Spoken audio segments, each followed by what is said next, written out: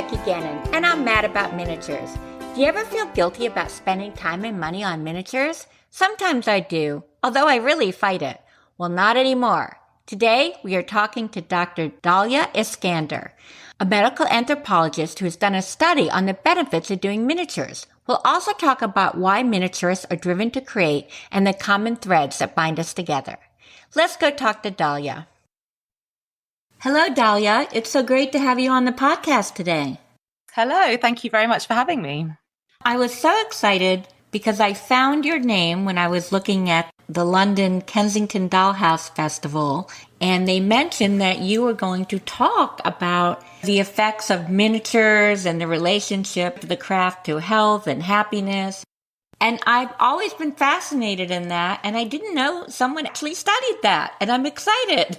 Yeah, well, I share your enthusiasm. I think it's a fascinating topic. And you are an associate professor in medical anthropology at the University College in London?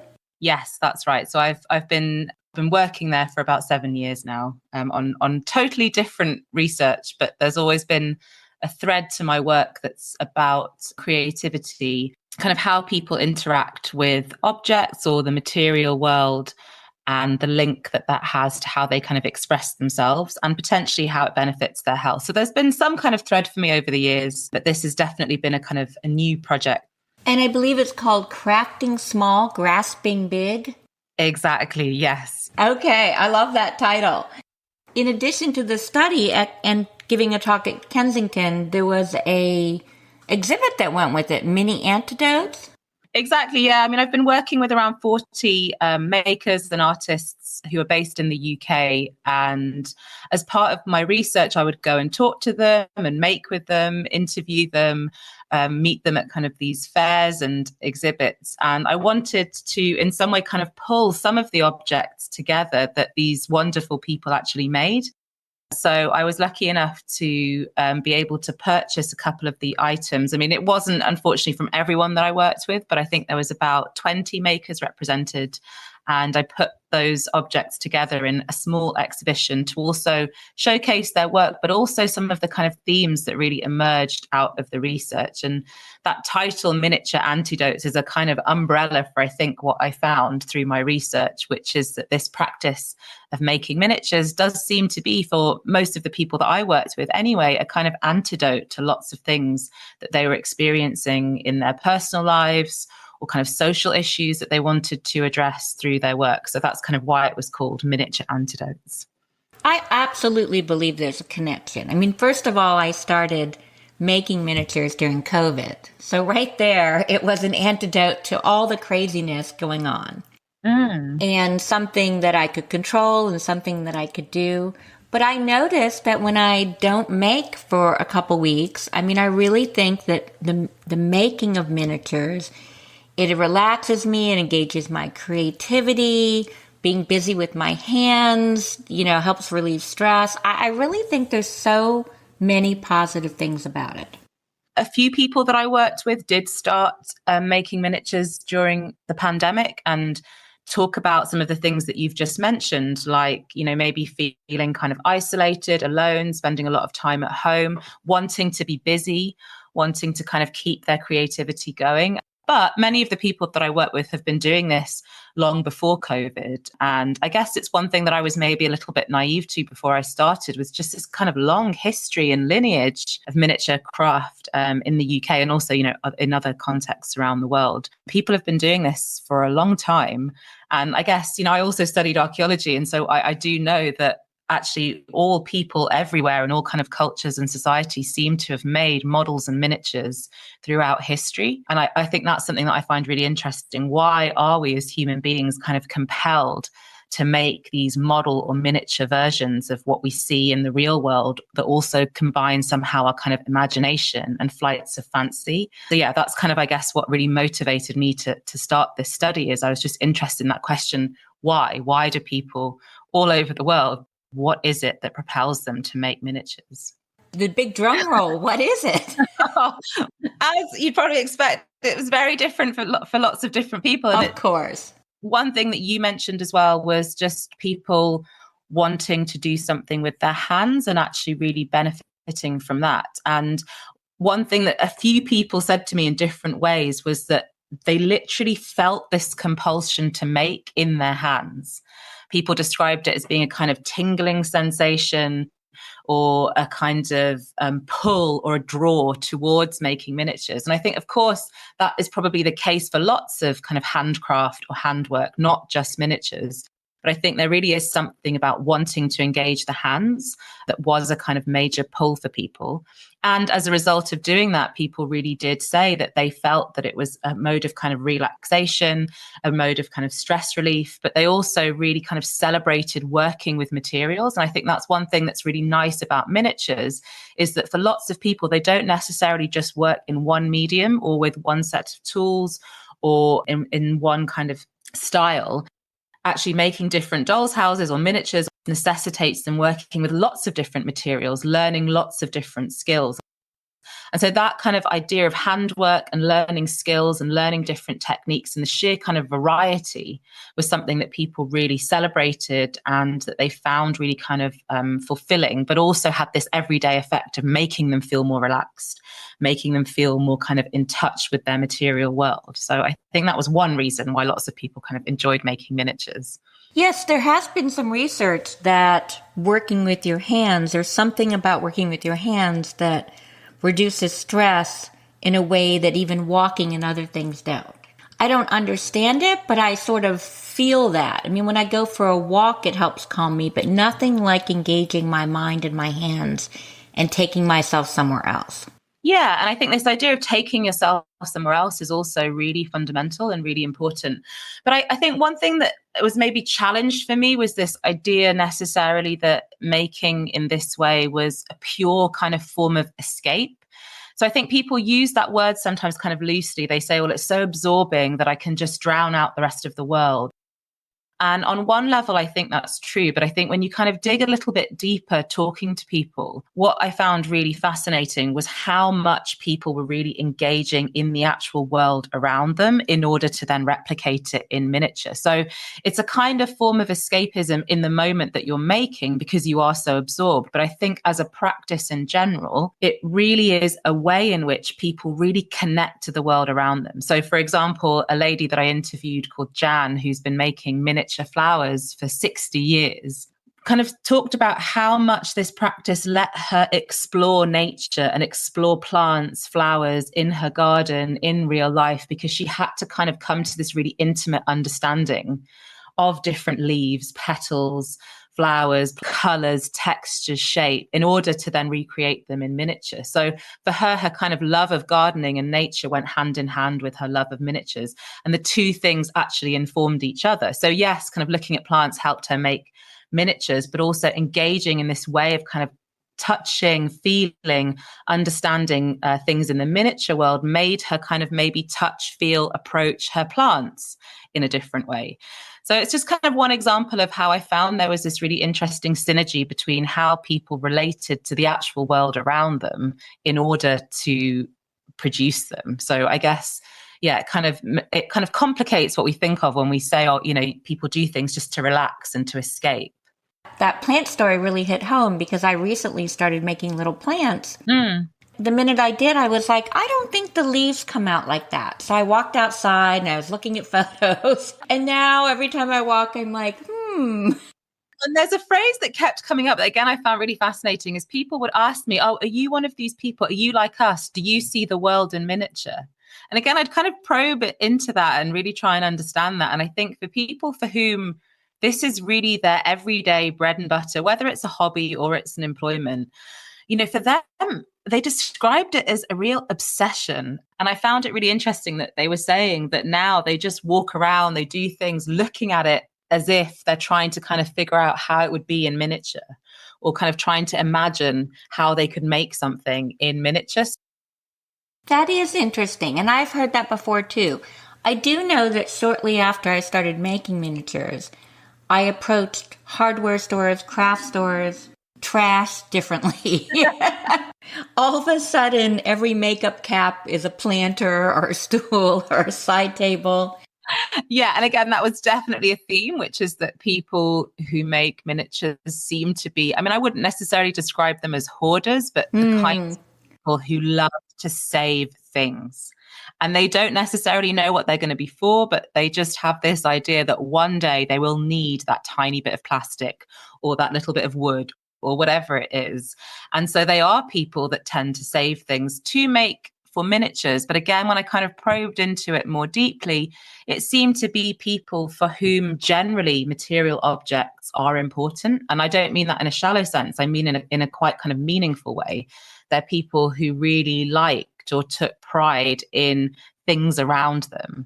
And for different people, that was for different reasons. For some people, it was maybe if they'd grown up with not very much, for example, in their lives. And so kind of creating their home and their possessions was something that was quite important to them. For others, it was just people who attached quite a lot of sentimentality and emotion and memory to their everyday lives and everyday objects around them.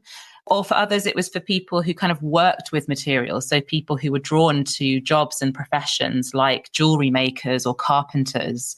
And again, kind of took this real delight and pleasure in actual materials.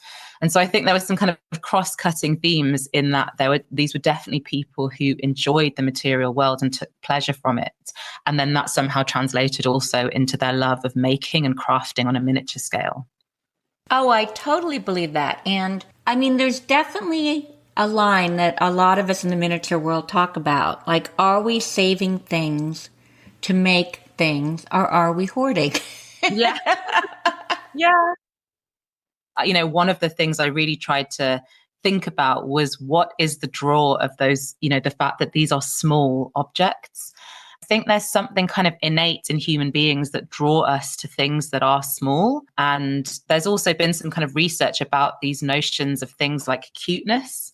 Yes. Why we're kind of drawn to cuteness. And is there something maybe biological about it in terms of being drawn to kind of cute animals and cute babies and this kind of sense of care?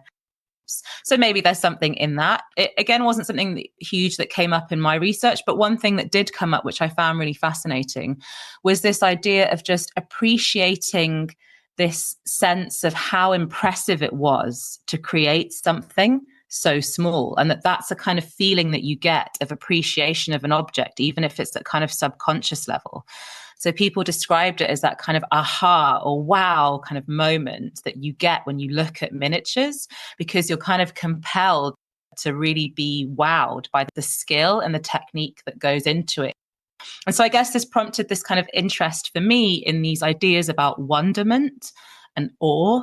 And again, there's been quite a lot of research into the psychology of these feelings of awe and wonder, and how even in really small doses, that can be really beneficial for our health. To get this sense of, wow, I don't understand how somebody has done that, but it makes me feel kind of amazed. Wow. Yeah. Okay, I didn't plan that. But Well, I think you can relate to that, right? Because most of the time when you look at miniatures, you do feel, even if it's a quiet sense of like, oh my gosh, that's something tiny. And so again, that was something that miniaturists played with for their audiences, with these themes of like humor and also surprise. So a lot of them, I think they tried to infuse their work with to elicit a response from people that was a kind of like, oh, look twice just to double check. Am I really seeing this in miniature? now that you say that, I do think the sense of wow or wonderment is a major component. There is something just about that first look. And when I first started working on miniatures, I would look on the internet, and sometimes I would show my husband pictures and I'd say, can you guess, is it mini or is it real? And which is a fun game if you're bored. But there's something about that fool the eye that is just so intriguing. And you have such a sense of pride when people say, like, people will say, oh, I thought that was a real house, a real living room. I was going to ask if you were going to help me decorate, my real house. What I found really interesting was that it wasn't just that sense of awe or wonder when you see a finished miniature. It's in the actual process of making something that maybe seems as simple as a chair or a plant. You kind of enter, and again, they described it as this feeling of a kind of like state where you're just so in awe of the thing that you're trying to replicate. Like you really get into the details and the complexity of how like a basket is woven or a chest of drawers is put together, it is, like, I think when you really start to look in such fine detail at the things in the world that exist in order to replicate them, it leaves you with this kind of sense of like, wow, like there's so much to a piece of cheese, or there's so much to a little chair. Yes.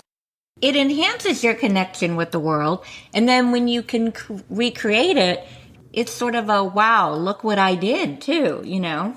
Yeah. And I think that translates then when other people look at your miniatures, because you somehow unconsciously appreciate all that effort that has gone into understanding the thing which the model is of. I definitely look at things closer now. If I'm thinking of making something in miniature, you know, when you think you know what it looks like, when you have to look at it and say, but what could I use instead of that? It's a whole different, more creative, more complex process. Absolutely.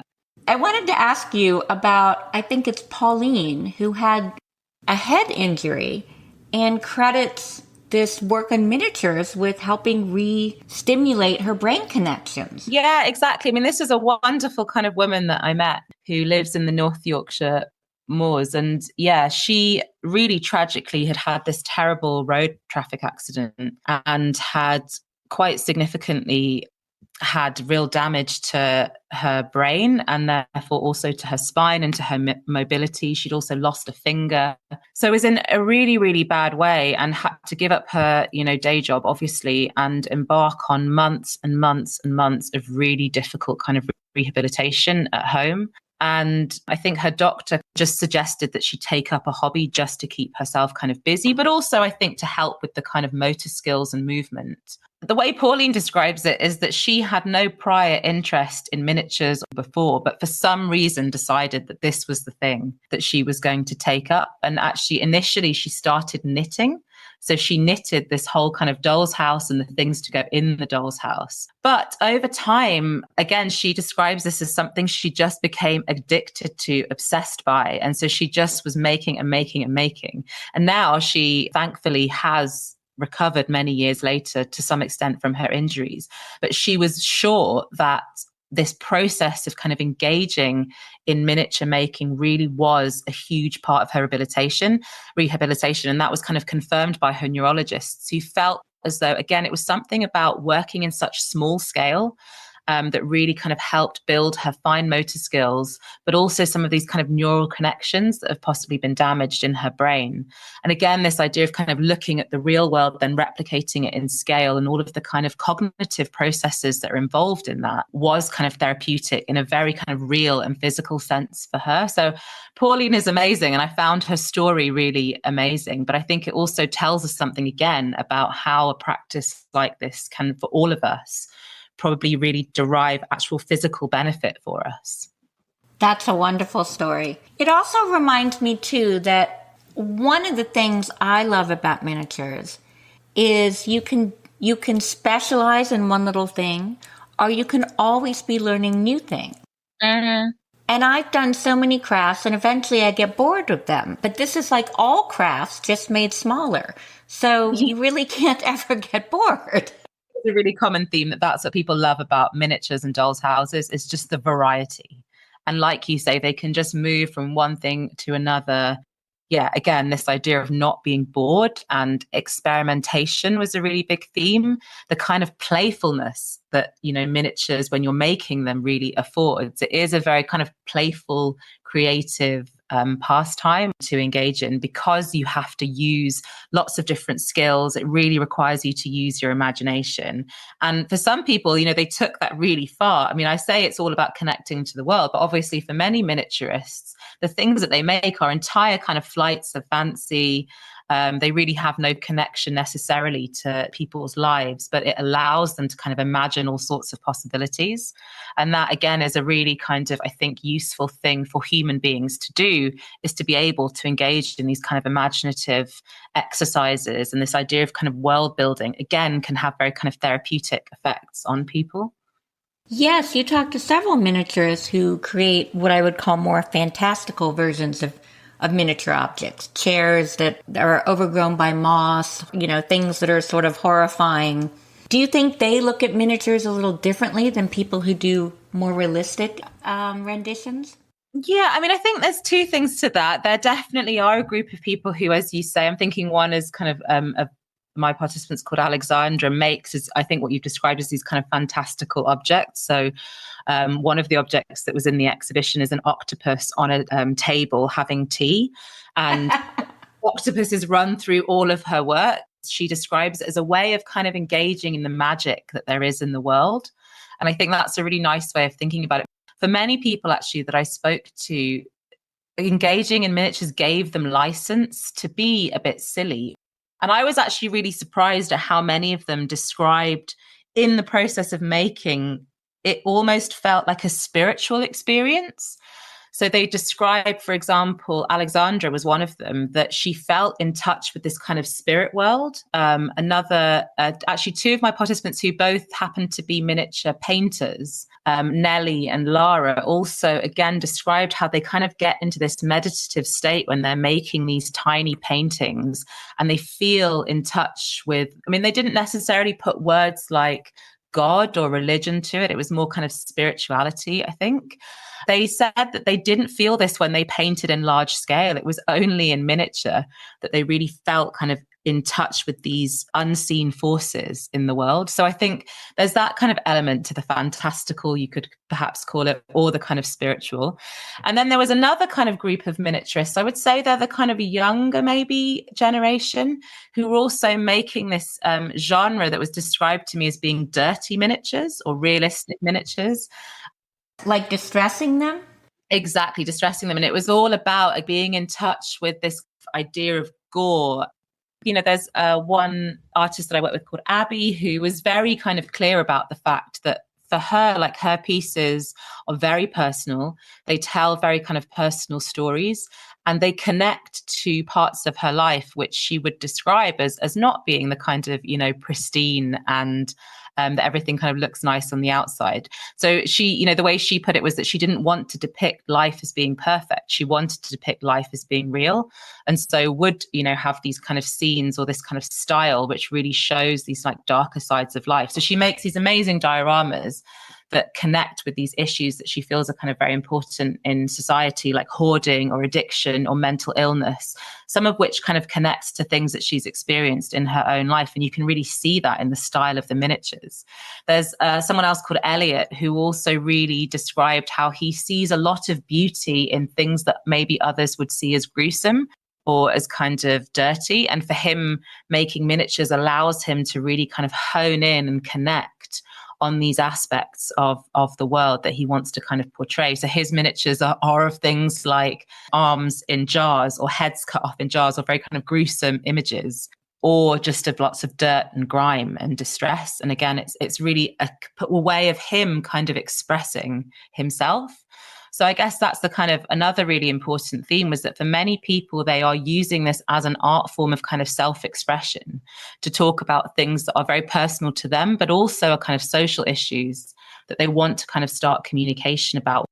They aren't just kind of trivial objects for people to put in their dolls' houses, I think. They are kind of almost social commentaries. That is interesting. That's what I love about miniatures, is that there's so many different uses and ways to use it. But there's also a subset of miniaturists who use it quite differently, who say, I'm making my dream house because I can't afford my dream house, so I want to make it a miniature, which is very different, but still feels an emotional need, I think. Definitely. And I can relate to that. But also, I think that was something that some people did talk about, in the sense that I guess they were making more objects rather than whole houses. And they were things that maybe, you don't get access to in real life, or you can't have the full scale version of, but you can make one in miniature. Of one participant, Vanessa, that she described that she makes things in miniature that she wishes she had in real life, but can't. So I think that reflects what you're talking about, that for some people, they really were making the things that they wished that they had. Well, recently at the last show, my friend Jonathan from House of Mirth made Birkin bags. Now, I will never own a Birkin bag, and I'm not at all sad about that. I'm fine. I don't even, I wouldn't own a Birkin bag. But there was something, it took me by surprise. I bought a Birkin bag a small one from him, and several other people did too. And it surprised me how much joy we found. We were like, oh, we're Birkin buddies. Look at our Birkin bags. In a very superficial but fun way. It was kind of funny how fun that was. You just reminded me that like a really big part of, I think, why people make and collect miniatures is to be part of the group and to be part of the community. And while a lot of the people I work with made as individuals, they were part of this big miniature community that existed in real life and online. And again, like I think we shouldn't underestimate how good that is for people's health and well-being to do things like that, to be able to connect with other people who share the same passion and the same interest. You know, for me, that's been a very important component. And when I found the miniature community online, particularly during COVID where I was cut off, I mean, honestly, that's part of what's kept me there is that community, and not just online, but, you know, I go to shows. I'm going to IGMA Guild School where you can see a lot of the same people and meet new people who love the weird little tiny things that you do, you know, that only 1% of people understand. Yeah, exactly. And that's really important. When I was in Chicago, I met this woman. She couldn't get around a lot physically, but she had a friend on the other side of the country, and they would turn on their monitors and work on their minis and talk to each other for like 5 or 6 hours a day. Like sometimes they'd be talking, sometimes they'd just be making. And I thought, wow, that is so incredible. I bet that is just a wonderful friendship, and what a gift. One of the people that I spoke to was the chairman of the Model Railway Club in the UK, and that's based in London. And that is one of the largest and oldest model railway clubs in the world. And, you know, he described it perfectly when he said that what we do here is care in the community. And, you know, what he meant by that was it's predominantly men who come to this model railway club, but they come once or twice a week. And again, they spend time together and they share in each other's lives. And it becomes this kind of real support system for people. So it's not just about creating railways, it's about creating community. And I think we can learn lots of lessons from that. I mean, one great thing about the internet, and there are many things that aren't so great, but one great thing about it is it has enabled people with very small niche hobbies to find each other. One of the questions I regularly ask people on this podcast is, what do people say, you know, when you say you do miniatures? I think we all sometimes struggle to explain our obsession with the outside world. Amanda from Panda Miniatures, who I interviewed, early on in my podcast, told me that when she was meeting her now partner for the first time, that she felt funny opening up the room and showing her dollhouse. It was like personal, or she was embarrassed. She wasn't sure how to talk about it. Yeah, and I think that, again, that's something that I really experienced talking to people, is they felt like it was a secret. Yes. Funny, isn't it? That we've got this sense of secretiveness about it. And I think that in some way is part of the charm of miniatures, is that they do feel quite personal. Well, I mean, what I found in my own life is that everyone is quite positive about miniatures. You know, once you reveal it, I think, I often feel quite surprised at how many other people, okay, maybe they don't make or collect, but they're like, yes, I've always loved miniatures, or I've always loved dolls or dolls' houses. And lots of people do have that kind of compulsion towards them. I agree. I mean, of the people who follow me on Instagram, I don't know what percentage of them are non-miniaturists, but I think it's actually pretty high. Yeah. They just like seeing the tiny things. It's happy. It's fun. It's interesting.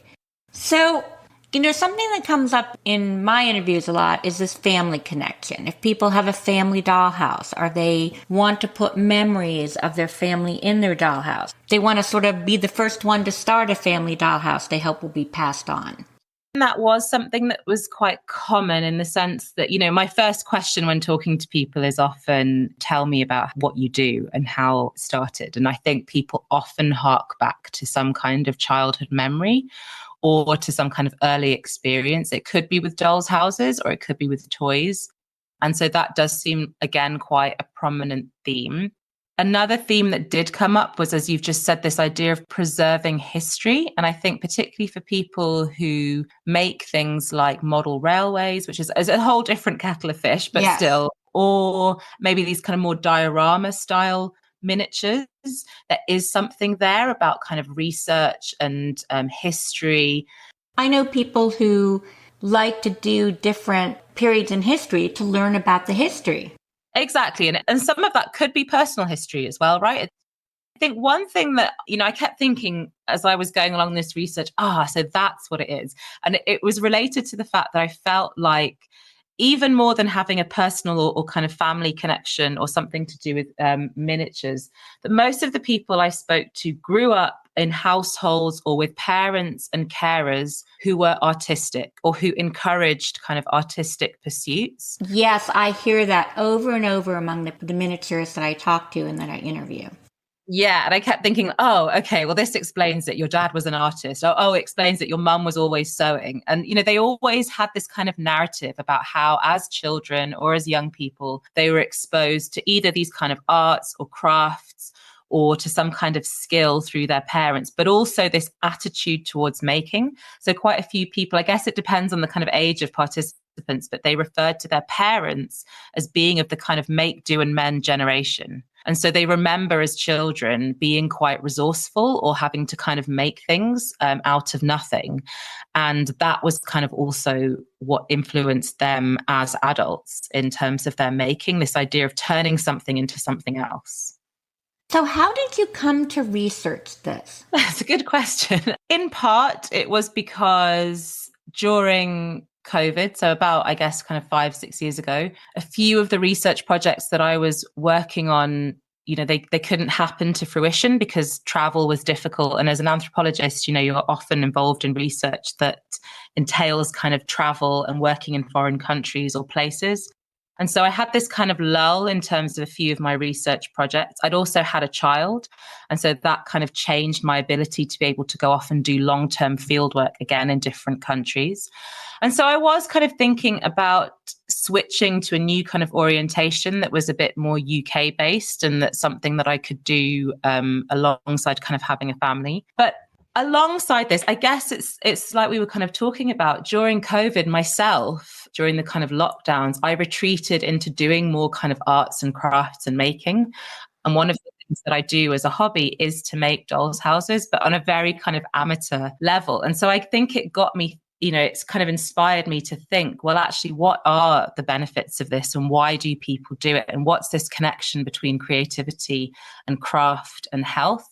And I suppose one of the things that I thought was really interesting to pursue was, the reason I got into making dolls' houses was because about 10 years before that, I was trying to write up my PhD thesis, which was on something totally different. It was about malaria. And I just couldn't get going with the writing sometimes. I was finding it really difficult. And so my husband bought me a kit to make dolls. And he did that because he knew that I loved going to kind of model railways and I loved kind of miniature things, even though I wasn't so tapped into this kind of idea of the doll's house world. And he bought that kit for me just as a way, as, to kind of distract myself while I was trying to work. And I tried it and I found it really, really difficult and I couldn't really get into it. But at the same time, I happened to walk past Kristen Baybar's shop in London. Some of your listeners might be familiar with Kristen and her shop. And I was just, peered through the windows and saw these dolls' houses and entered. And it just changed my world. And I just was kind of exposed to this whole world of kind of dolls' houses.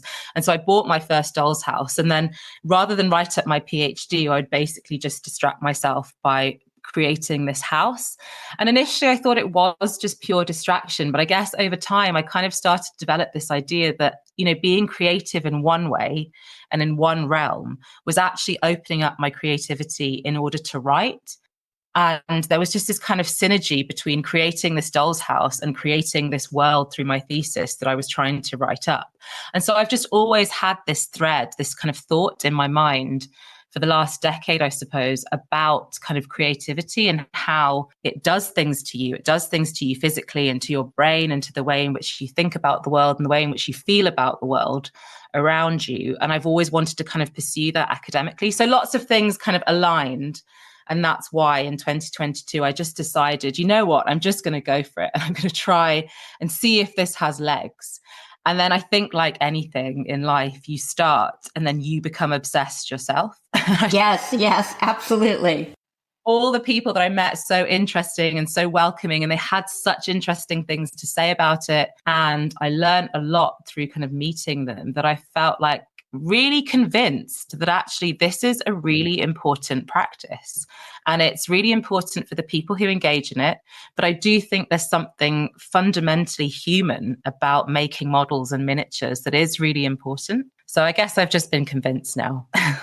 One thing I always think is interesting is we put such a premium on, especially in America, on working, that's important, and exercising, that's important. But when you talk about just doing something creative, I feel like sometimes people feel like they have to justify that. Yeah. Yeah.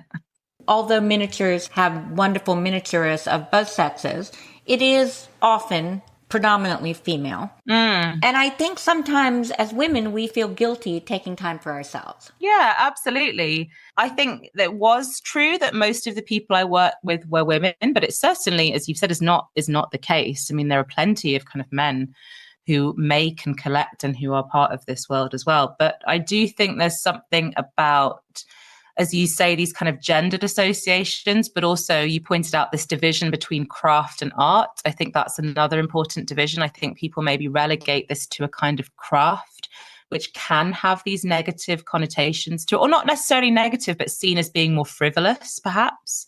Now I regret saying sometimes it's a craft, sometimes it's an art. I was only referring to myself. I guess I have trouble thinking of myself as an artist. It's a really big debate, and it's a debate amongst makers, but it's also a debate in academia about what constitutes a craft and art, and how arbitrary are these divisions and stuff. But I found it interesting that some people really were very strong about calling themselves artists, and others were very strong about calling themselves craftspeople.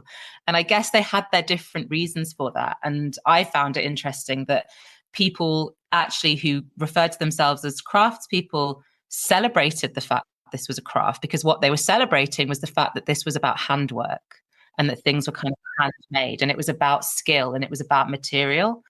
And other people wanted to celebrate the fact they were artists because they were putting themselves in a genre of work that is also about communicating ideas, communicating narratives, communicating experiences. And for lots of people in between, they didn't care how they were referred to. They didn't, and they just thought, so it's all different. But I think all of that does again speak to how these debates are somehow important, because, like you say, why is it not taken seriously? I did a podcast with Julie Steiner from Ridiculous Tiny Things, and she's a world-class miniature knitter and also a close friend. And we really talked about how it's hard sometimes to say to people, like, I'm going to spend this time doing it creatively. And people are like, oh, are you selling? Like, what benefit are you getting out of it? They understand if you sell, but if you don't, they don't really understand. And one of the things that I thought about is, we track exercise. Like on my Apple Watch, every day I see how much. And I wish we had a creativity tracker. I feel like Americans value what they can track. I get it. But I guess what I really am so pleased with is that doing this research didn't make me any more disenchanted by miniatures. No. Actually, more enchanted by them. And I think the worst thing that we could do is take the charm out of such a beautiful practice by, I guess, trying to really persuade people that it's important. I know that's kind of counterintuitive, but I almost feel like, I don't know, where does the value come from? We shouldn't have to prove that this is so wonderful, because it just is wonderful. Right. I guess to me, it's not about proving miniatures. It's about convincing women and people who feel like they have to justify their time. I see. Yeah. I think which really could be any art or any activity. Yeah. And when people say, oh, I don't have time for that, it's like, well, men always have time for golf.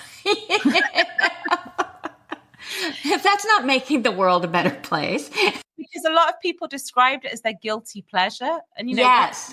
feel guilty about. Like, so I guess one of the things that my research does show is that there are quite profoundly important reasons and effects as to why people do this. And so I suppose that's good justification if people need it, is that it is actually benefiting them and society.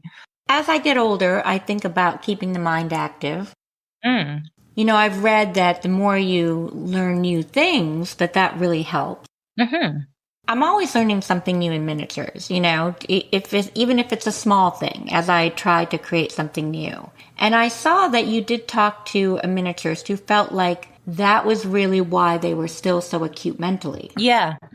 I think that was, again, a really common theme that came up for many people, is this idea of learning skills, just generally being creative, was keeping them alive. And I think one of the kind of strong themes in my work is about this sense of kind of life and vitality, and how that really kind of came through this practice. And I suppose in the end, that's why my project was called Crafting Small, Grasping Big, because I really want to kind of showcase this idea that actually there is a lot to be gained and grasped from such a kind of practice. I think you did. I mean, I really enjoyed reading all the different things, and some of the people I recognized and know, because I just do. Some of them have been on this podcast. But even the ones I didn't know, I just recognized so many common themes. Yeah. I just related to it so much. And one thing I wanted to ask you is, what's your childhood memory of dollhouses or miniatures? Do you have a strong memory? Yeah, I mean, I actually don't, in the sense that I never owned a doll's house. I mean, I guess maybe for context, my family are Egyptian, and I grew up in Kuwait for many years of my life, and then moved to England in the early 1990s. And I guess they just weren't part of our heritage and our culture necessarily. That makes sense. Yeah, so I didn't have a doll's house, but the thing I did have was a lot of Cindy's, Barbies, a huge Barbie house. And as I got older, I had lots of things like Sylvanian families and Polly Pockets. Mm-hmm. All of my toys, those were the things that I played with until I think I was quite old, until I was a teenager, which is maybe a bit unusual. And I loved getting into that kind of immersive world of like role play and world building. And so I guess I've always enjoyed that as a kind of pastime as a child. But really, for me, miniatures, I think, started really as an adult when I visited my first model railway villages. I think that's a big thing in the UK. And I found them wonderful. And so I suppose those are my kind of earlier memories. But I can't say that I ever had my own doll's house. I just used to love making, I remember school projects where we had to make a house, or we had to make a Roman house, or, to make things. And I just loved doing stuff like that. So I think in one way or another, there's always been a thread, but I don't have that kind of legacy of a childhood doll's house to think about. I don't either, but I did play with Polly Pockets and Barbie.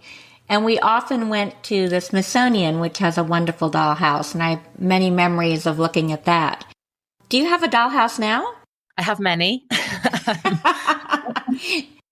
have about 4 or 5. That's so funny. When I first started, I bought a dollhouse, and it didn't even occur to me that you would ever have more than one. No. And now I can't imagine not having 4 or 5. Exactly. And they're all in different states. I mean, some of them are finished, some of them are not finished, some of them are still in a packet and they haven't even been constructed yet. Some of them are in my office at work because I'm trying to stave off divorce by not filling my house with dolls' houses. So now I've filled my workplace with dolls' houses. And I think when I had a child, everyone was like, oh, is that what all your dolls' houses are for? And I just felt like, no, I mean, they're obviously for me, but if my child likes dolls' houses, that's great. So yeah, it's become a bit of a problem. It's not a problem. It's a hobby. In the UK, we have much smaller houses, so it's actually quite difficult to fit all these dolls' houses in. That is true. I live in Ohio, where it's much easier to have bigger houses. Yeah. It reminded me that some people said that that's really a reason why they got into miniatures, was because they liked doing whatever it was they were making. They liked the practice of making whatever it was they were making, but they just couldn't fit it in. So actually the strength of dolls' houses and miniatures is that they've got the space, because you just need a table. Right. You don't have to take over both your boys' old bedrooms. Speaking hypothetically, you don't have to turn those into miniature museums and workshops. Apparently, you can just use a table. Apparently, you can. Great thing about being an anthropologist is it gives you license to be nosy and to, because you're trying to understand a group of people or a culture. And so you can ask lots of questions, I guess, like you're doing now, but you also get to kind of go into people's houses and their personal space and really kind of see how they work. And what I really loved was looking at the desk or the room in which people make. And it was really varied. Some people really did just have a desk that was crammed full of materials and tools and things. Other people were kind of lucky enough to have a shed or a kind of room in their garden. Some people had workshops. It was really kind of varied, but just these wonderful spaces of kind of creativity that were just crammed in every corner you could, see, full of things to kind of delight the eye and the senses. And it was really lovely seeing that variety. That's really interesting, because I recently interviewed Kevin Mulvaney and Susie Rogers, who of course are famous English miniaturists. And they really talked about how important their workrooms were to them. They have separate workrooms. They're married, but they've worked together, for over 30 years. And Susie talked about how having separate workshops is important to a marriage. But also this idea of how personal it is, that they didn't want other people in their workshop, and that it's such a personal space. Yeah. And I think creativity, for all the things we talked about bringing people together and making together, there is also a really personal element to it. And I mean, it's bringing two things to mind. One is that all of the miniaturists I spoke to, whether they made dioramas, scenes, dolls' houses, or individual objects, said that their miniatures are personal and they tell personal stories. So they all use this word story, narrative, vignette. Even if they made, 100 of the same plant to sell, each one was a kind of personal story to them. They would put little details in it to make one plant different to the other, even if, that wasn't very noticeable to the buyer or the collector. But they also felt that every miniature they made carried something of them. And for some people, that came through as a very definite kind of style, you could say. For others, it came through as a really kind of obvious story that they were trying to tell. But for all of them, it was somehow just a personal kind of reflection. So I relate to that idea that making is personal. One thing I found interesting was people who maybe, I suppose, made them more kind of houses or dioramas or scenes.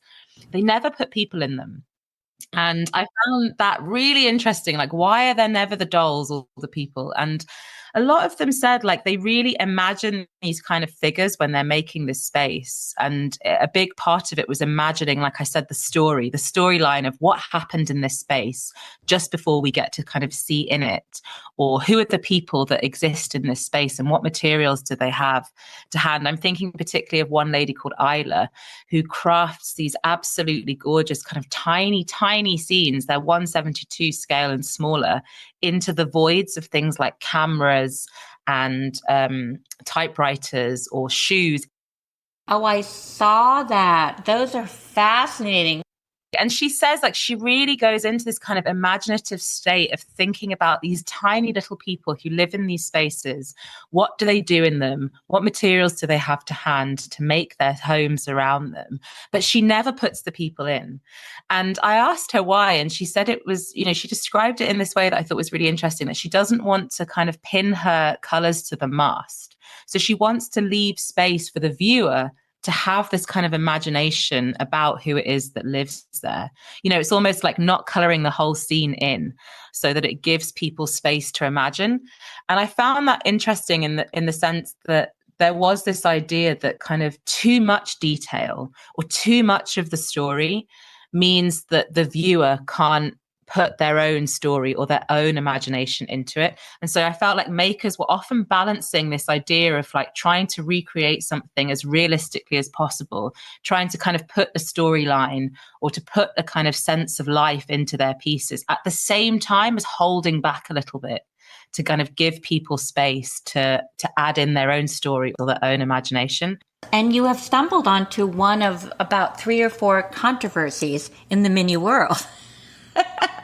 The mini world is quite supportive, and there aren't a lot of things that divide people. But when I first started, I found you could get a lively discussion going on dolls or no dolls, stairs or no stairs, bathrooms or no bathrooms. People have quite set opinions on these things. I did not know that. So what's the stairs, no stairs debate?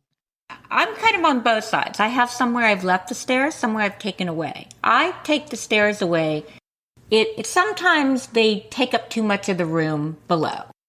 You know, they don't make sense. So in one, I was able to just pick it up and take it out, and all of a sudden I had a living room. And I don't worry about how my imaginary people get from one floor to the other. But many people do worry about that. They want that realism of the stairs. They want that realism. And I think the same thing about a bathroom. At this point, I might actually create a bathroom, but I don't think I'd ever put a toilet in. I just don't find them interesting or pretty. And nobody needs it. Is it because you find a toilet offensive? It's not offensive. It's just, you know, every square inch in a dollhouse, you have to make decisions what to put or not put in. And I just don't find a toilet worthy of that space. At the most, I would put a little door and put like WC or, you know what I mean? Oh, well, you taught me something new. I didn't know that was such a hot topic of debate. But many people make quite beautiful bathrooms. It might also be that my tile skills and porcelain skills are pretty nil. So funny. And you're also reminding me that one of my participants, Graham, he holds this miniaturist club in Coventry, and he makes different room boxes. And one of his really popular room boxes that he made is of a urinal. So like a male toilet, like a public toilet. A urinal. A urinal, exactly. And he said it's really popular online and people love it. So in this miniatures group, which is made up of people of really different ages, abilities, you know, experiences, they decided to make a small toilet in a shed, which is kind of quite characteristic of Graham's style.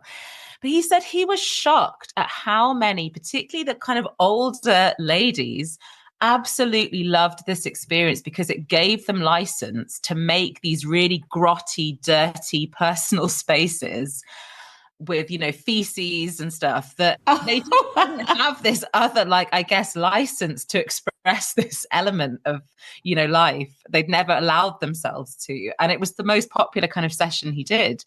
And they were just raving about, you know, these dirty toilet scenes that they made. So I would feel like I had to show a clean bathroom.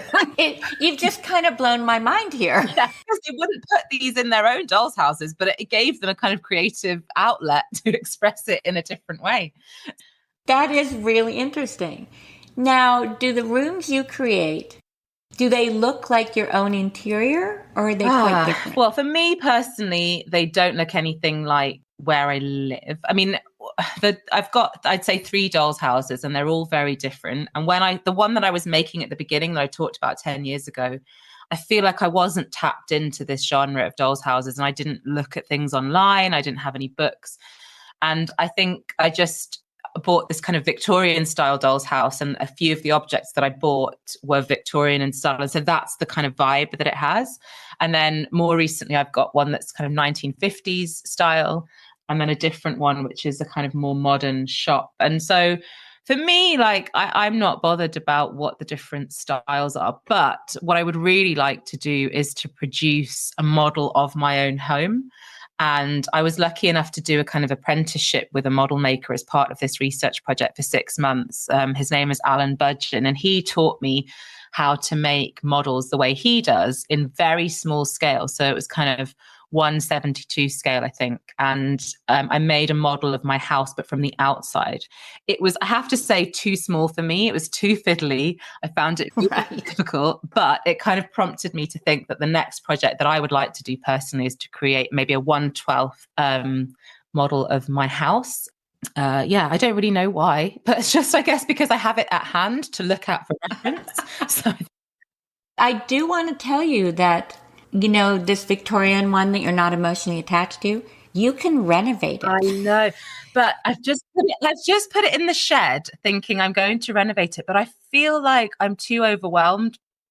I have got an emotional attachment to it because it's the first one that I did, but it's just falling Yes. apart a little bit now. My daughter has played with it a lot and it's got a certain charm to it, but I also don't really know why I made the decisions I made at that time. It's bright green in color, for example. I think, why on earth did I choose to paint it bright green? But anyway, so yeah, I will renovate it, but I've promised myself that I need to write some academic journal articles and a book before I can do another doll's house. I think it's not right for me to just justify making all the time and pretending it's for research and for work until I actually start to produce some of the outputs that I need to for my job. As a former lawyer, though, I think you should renegotiate this deal. Having to do research articles and a book, there should be like a room box for an article or two. Yeah, exactly. A whole house for a book. I think you need someone to represent you. You're not doing a very good job creating a good contract for yourself. I could do that. I mean, that's why I started off with the exhibition, because I thought that was kind of practical, imaginative, creative output. I'm glad I did that because I think it was a really nice celebration of the people that I've worked with, and a kind of thank you to them for giving me their time and also their insights. What I really love about my job is that it allows you just to talk to people, and people are really forthcoming in telling you about their lives when they think you're interested. And I am interested. And so it was really nice to be able to talk to them. And what also really surprised me was how many people in the process of talking came to this kind of realization almost about how important miniatures was to them in their lives. And they even describe like just the process of talking about it as being kind of fun and creative and also therapeutic. And, they described the interview as a kind of therapy session because it takes you into all sorts of, really fundamental questions about people's identity, about their practice, about their everyday lives, about their childhood, their memory, so it really prompts people to think about these topics in a serious way. And so they gave me a lot. I'm really grateful to that. People really kind of opened up and they shared their lives and their practice with me. And, I think what they said and what they kind of exposed me to is fascinating and, really interesting. Oh, so much. And as you're saying this, it's so interesting because I think that's a lot of why I love doing the podcast. Yeah. I enjoy asking people these questions. I love hearing the answers. I love thinking about what they get out of miniatures versus what I get out of miniatures. And it does give you license to ask questions that if you're just at a cocktail party might be a little rude, but you can be like, so wait a minute. My plan is to keep going. I mean, I'm trying to round up this particular, starter project, as I call it, but I would love to now keep going and researching miniatures of all kinds in different cultural contexts as well, because, there's such a different kind of lineage and history and story behind all these different practices. So that's the future for me. And, maybe I'll come to the US one day and look into kind of miniatures and dolls houses in the US, which I think is probably kind of comparable to the UK, but also very different in many ways. Yes, I think you're right. There's some similarities, but there's also some very distinct differences. If only that we say dollhouse instead of doll's house. That is an important distinction to start with. Well, Dalia, thank you so much for coming on. This has been so much fun. I have wanted to find someone to talk about all these things, but I'm like, what is that? How do you find someone who studies that? Well, you found someone at least. So I'm so thankful that I found you and so grateful for you spending the time. I know this has given me a lot to think about, and I hope it has for my fellow miniaturists as well. Oh, well, thank you very much. It's been a pleasure, and I've really enjoyed talking to you. Thank you so much, and have a great day, and we'll keep looking for more of that research. Great. Bye-bye. Bye-bye. I loved talking to Dalia and hearing about all the benefits working and collecting miniatures can bring. It's certainly been beneficial to me in my life. What about you? I would love to hear from you. Message me on Instagram at madaboutminiatures and tell me how miniatures have affected your quality of life. Again, thanks so much for listening. And remember, there are no rules in your dollhouse except those you make for yourself. Goodbye.